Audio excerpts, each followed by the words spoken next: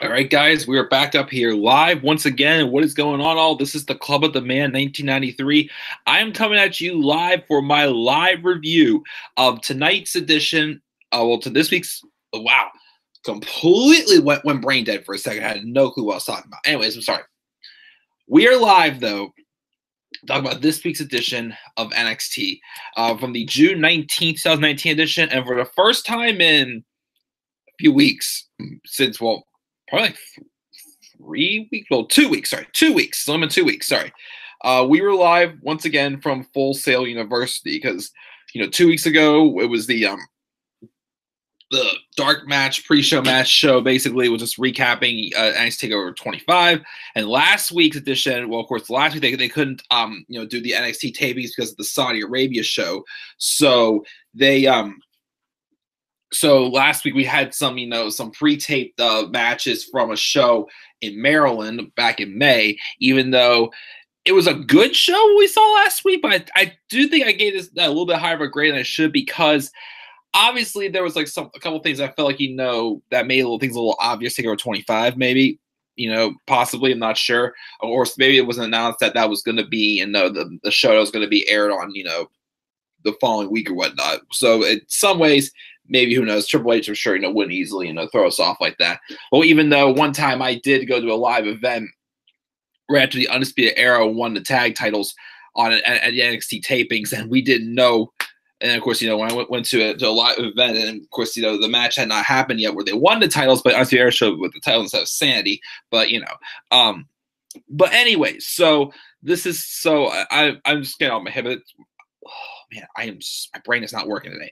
Anyway, so I'm going to talk about this week's episode of NXT again, the June 19th, 2019 edition. We are now on the road to TakeOver Toronto 2, taking place on Saturday, August 10th, 2019, in whatever the heck the arena is going to be called that's going to be taking place. I don't know off the top of my head. I'll be saying Barclays Center, but for the first time since 2014, it'll not be at the Barclays Center, which is fine. Give it, a new home for a while, whatnot. I don't know if it's going to be Toronto every single year for like 4 years straight again, but we'll see. But again, overall, usually whenever it starts like the new build, usually the shows aren't always the strongest. Not saying that they're bad, but they're not some of the stronger material we've seen. Guys say this one was a pretty good episode. I mean, we had like the stage set for what the theme of this brand is going to be, with the Undisputed Era basically saying they're going to be stronger than ever. At the beginning of the year, they weren't living up to that, of course. But now they're starting to throw the pieces of the puzzle together. And knowing NXT, I do think maybe after TakeOver, we may be seeing the Undisputed Era, all four of them, draped in gold. I think it's highly possible. So we'll have to wait and see.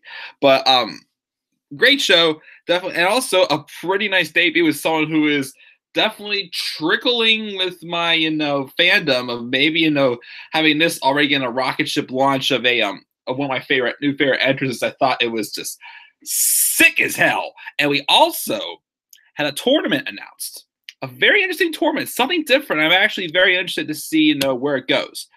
So we'll get into that, and we'll start rolling now. The show opens up as promised. We're going to be getting an as it's called in here, Undisputed Celebration, baby, as the Undisputed Era come out, despite the fact that 2 of the matches they were in, they lost at TakeOver 25. But they struck gold big time when Adam Cole defeated Johnny Gargano for the NXT Championship. So they come out, all 4 of them, and the first thing Cole says is, "I told you so." His new belt is just the start of the era being draped in gold. They take what they want and takes out anyone who gets in their way. And he says, actually, this should be the start the show every single week. And it basically was, a newly designed, like an intro video for NXT, because NXT still does those. Raw and SmackDown, no, they do not. They're just, Well, 205 Live still does, but Raw and SmackDown, nah. There's no intro videos more to hype up, which again is just something that's really missing from the hype of this show, which once again makes it go lazy. Anyways, so we're talking about the brand's actually good. They have like an NXT hype video for the introduction, and instead it says highlights from NXT. And then Kyle O'Reilly just says, just something I threw together last night, which they get a thank you, Kyle champ. He then tells the current North American and tag champs, shine up those belts pretty for Kyle, Roddy, and Bobby. And once they have those, no one, not Regal, not even Triple H himself, will be able to touch them. Out comes the North American champion, Velveteen Dream, saying, he says, we can't touch you? He goes, I'd like to touch you. The NXT experience is due to one factor, Dream over. Cole looks good in gold, but he's better looking. And the NXT title will look amazing paired with his belt. Then Roddy says, when it comes to the Velveteen Dream holding the NXT title, it's Dream on. He doesn't think Dream deserves the North American title, which then brings out Mr. Matt Riddle himself. And this is actually, I actually like this part. This is probably like my favorite part because of, the shots fired at each other. He says, look, I beat Roddy at TakeOver. I also beat Cole before TakeOver. And then Cole says Riddle is talking about something he knows nothing about. But Matt's like, he knows he's good looking and a stallion. But then he tells Riddle that he is jealous everyone in the era has held gold. And every opportunity he's had for gold, he's come up short. You should stick to writing reviews of wrestlers from the Attitude Era, which was my favorite part. And, of course, the look on Riddle's face better be a GIF. I'm going to type in Matt Riddle right now and see if that's a GIF. Like, that look on Matt Riddle's face whenever he mentioned, because obviously referring to Matt Riddle taking shots at Goldberg on Twitter for how bad his match was with The Undertaker. But, oh man, come on. I gotta see if that GIF exists. Yeah, let's see it. Type in a tweet here. Let's go with Matt Riddle. Let's see this when I type in Matt Riddle. I don't see it, but let's Matt Riddle face. No, it's not a GIF yet. At some point, though, that facial reaction from Matt Riddle has to be a GIF.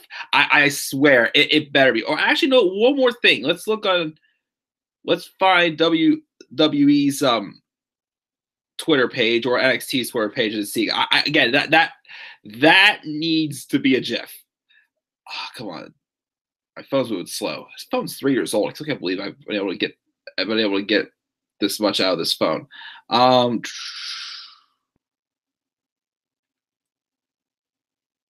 See here. Does not. Hang on. All right, come on. Where is it? I'm sorry. I am destined to, get this figured out. Is this a GIF?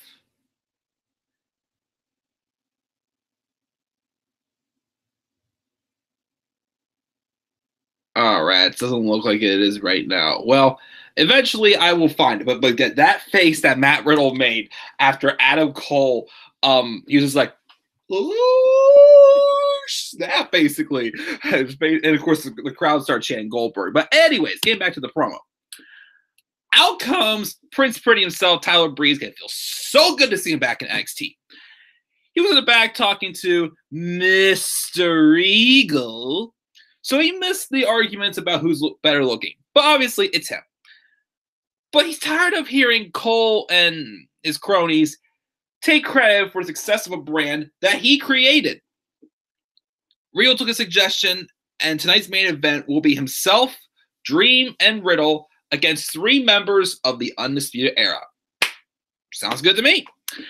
The announcers hype that up and remind us that next week's main event, though, is going to be a rematch for the NXT Women's Championship. Again, inside a steel cage between Shayna Baszler and Io Shirai. We get a recap package, so we'll see what happens with that next week. Very interested to see what goes on with that, because it looks like Io Shirai is not done with Shayna Baszler. So again, I said right now, the one thing that I really don't know where they're going with is the NXT Women's title picture. Could it be Io getting another shot? Could it be Bianca Belair? Mia Yim, because she's had 2 victories over the former undefeated Bianca Belair.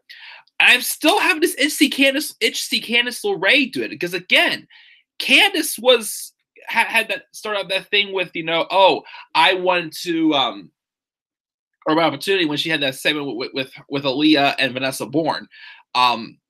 So again, it's going to be one of those 3 facing Shayna at TakeOver Toronto. I don't know if I want to see another Fatal 4, because we just had one at TakeOver New York, but we'll see what happens. But it's definitely either going to be Io, Candice, or Mia. One of the 3. We'll see though where it goes, of course. Oh shoot, why am I getting this alert right here for Cage Athletes? Anyways, I think we should be okay. I had that. Let me see here. Anyways, that was very random. I got a very random message on my computer, but hopefully all is okay. Anyways, but after that, we have a debut. Well, a re-debut, because it's a new character. Raul Mendoza comes out, who of course was hyped up for his recent victory over the returning Riddick Moss a few weeks ago. He's facing, formerly known as Punishment Martinez, Damian Priest. That entrance, I had never felt that much tingling over an entrance since Aleister Black. I first saw Aleister Black. I mean, I've seen Damian Priest, but that when he was Punishment Martinez when he first came to NXT, and I also, because the last time I think I've seen Punishment Martinez, he had a match against Dominik Dijakovic in that live event I went to for NXT back in at the beginning of March, which again was around a time where I started becoming more of a Dijakovic fan. But man, did that entrance sell it. Just badass. Why can't main roster? I mean, when he gets to the main roster, I'm sure that entrance is going to be ruined. Ricochet has some little, before his music even hits, and doesn't have the effects that his entrance would have used to have. But this entrance is just so badass, and I absolutely love it. Of course, Mendoza got some offense in, but Damian Priest, was meant to put him over. He then has this bow and arrow gimmick he does, delivering kind of like a spin kick instead for his finisher, which it's a rolling cutter, and he gets the victory. So yeah, already be able to fade up Damian Priest because of that badass entrance, and he's got a good look.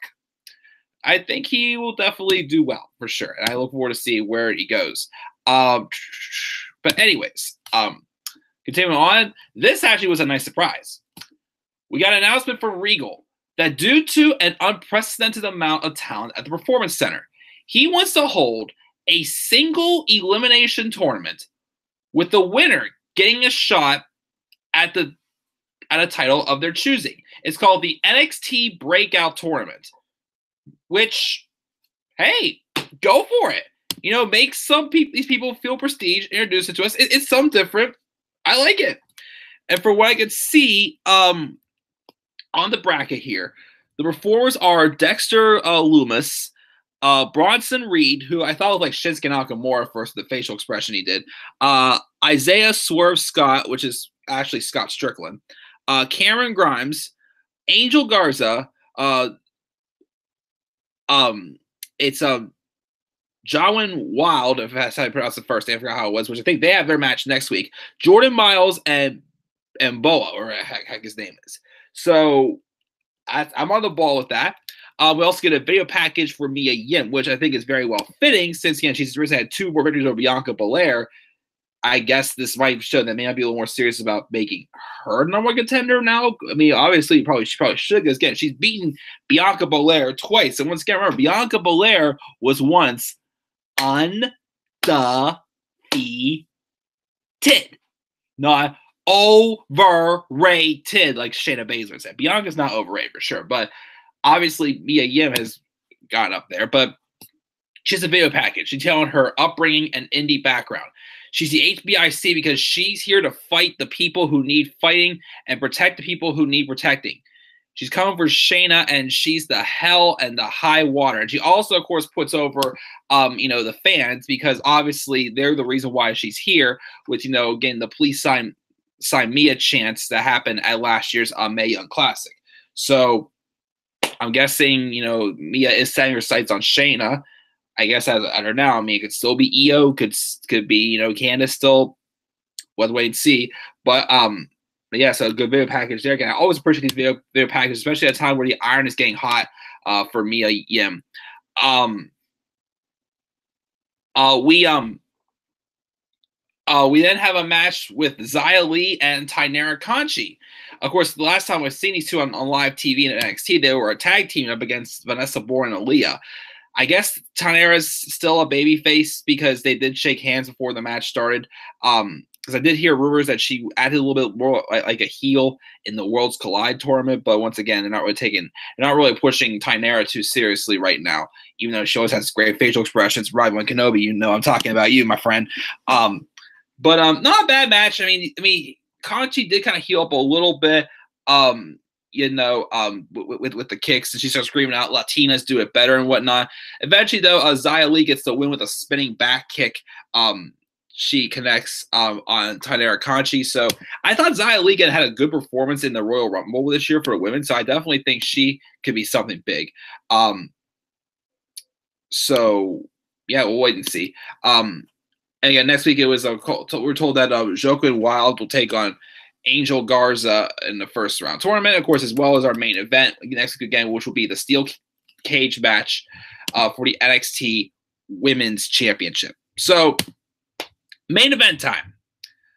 Undisputed Era's Adam Cole, Roderick Strong, and Bobby Fish were the three members of the Era who took on the team of Matt Riddle and Tyler Breeze and Velveteen Dream, which I thought was a strong match. Obviously, though, they did kind of show like a not complete, not that, there was any bad, but not complete, on the same page, though, with the babyface team. Because, think about it, I mean, even though they kind of respect each other, they do kind of have a history with each other. And obviously, they know that the pressure is on right now with the Undisputed Era by threatening to basically, saying that, hey, we're stronger than ever. We're going to completely take over NXT. Like, this is now the run. I mean, I don't think they're going to turn them babyface yet. But I think this is going to kind of end up how the Shield it was for the Shield. Even though, once again, I still would rather see the breakup either on the main roster or in AEW. But I think they're going to really capitalize. This next run for the Undisputed Era is going to kind of feel like what it did like for the Shield when in 2014 when they started with Evolution. Like, it's going to feel like it's really going to feel like the Era is going to be completely like being stronger than ever, whatnot. Just probably the hottest act in NXT. And I think that's the stage start here tonight. And of course, the interesting part of this match, Roderick Strong, who obviously will probably be going after singles gold now that O'Reilly and Fish are back. He actually won this match for his team by hitting the end of Heartache on Velveteen Dream, which I'm glad to see Roddy using that finisher again. Again, I've been cool with Roddy again, being part of the Undisputed Era, but I feel like he was replacing Bobby Fish for the time being while Bobby Fish was out with a knee injury. I feel they kind of took away what his artistic ability though in the ring.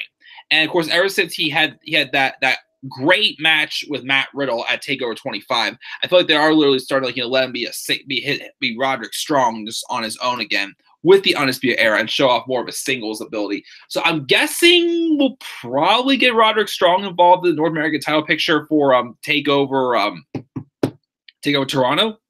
Probably that, and maybe we'll see Undisputed Era.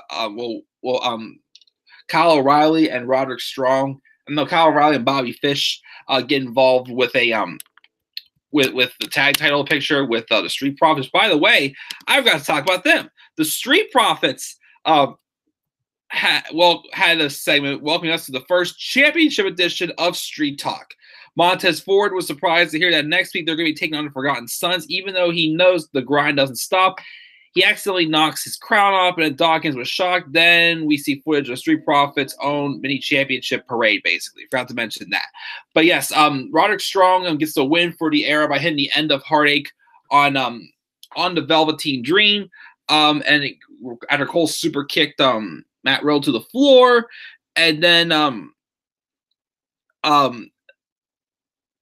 of course they also did a pair of kicks on Dream and Breeze, and then of course Roddy comes in and takes out Breeze, and then hits the end of Heartache on the Velveteen Dream. Of course, afterwards, the babyface were kind of jawing at each other a little bit, while the Air Force pose on the ramp. So once again, it feels like, even though they're not baby faces, it feels like the Undisputed Era is probably going to hit like that high note for them over the next few months, and kind of like be on the level again where the Shield was when we were being with Evolution in 2014. Like, again, obviously, eventually they're going to split.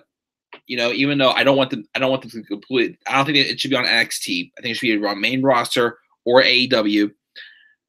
But I really think this is going to be Undisputed Era going to be going out on their high note, I feel. And that's, of course, what I trust Triple H, that he's going to tell that story very well. And with that, guys, that is my live review for NXT. Tower in the live chat says, as usual, are you going to do the best and worst pay-per-view endings? Maybe someday. And no AJ, no Braun, no Charlotte on Sunday. That's why I'm not watching Stomping Grounds. That's fine, man. But yeah, so I'll give NXT a B+ this week. That was a really good show. Really invested in the storyline for Undisputed Era going forward, how their quest as this beginning of them being draped in gold as they promised. And I think that could happen by the end of the year or after TakeOver Toronto. But yeah, guys, once again, what grade would you give NXT this weekend? B+ for me? Leave us down in the comment section below. And there's always a slap a like on my video, subscribe or comment on my channel, follow me on Twitter at DeMayorBonnie3. I'm definitely going to get my next Harry Potter Let's Play recorded after this. I might go live again to later on tonight, though, for something to do with baseball. Something I've never thought about doing before that I think I should do. But I want to do it tonight. But until then, guys, I'll see you guys later on. Have a rest of your night. And also tomorrow, I think it'll be top 10 best NXT storylines of all time. So until then, guys, have a great rest of your night. And peace out, everybody.